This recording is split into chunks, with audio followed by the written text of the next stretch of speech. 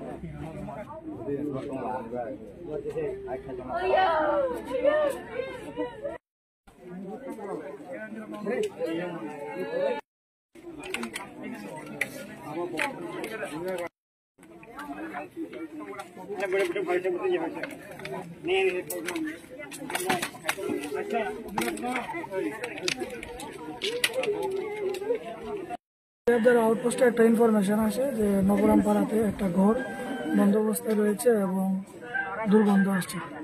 Accordingly OC এবং আমরা এবং ফরেন্সিক টিম, এক্সিকিউটিভ ম্যাজিস্ট্রেট সহ এখানে আসি এবং আমরা ভিডিওগ্রাফি বা অন্যান্য ফর্মালিটিস মেনটেন করে আমরা দরজাটা খুলি। একজনকে ঝুলন্ত অবস্থায় দেখতে পাওয়া যায় আর দুজনকে গলা কাটা অবস্থায় পাওয়া যায়।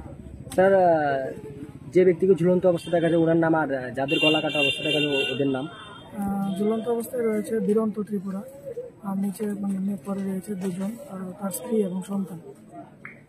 স্যার, এটা কি মানে এটা আপনাদের দেখার পর কি মনে হচ্ছে?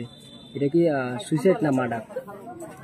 প্রাথমিক তদন্তে তো বোঝা যাচ্ছে যে স্ত্রী সন্তানকে যেভাবে গলা কাটা হয়েছে এবং বাকি আমাদের ইনভেস্টিগেশন চলছে, তো বাকিটা তদন্ত করছে। স্যার, এই জায়গাটার নাম কি? নবরামপাড়া।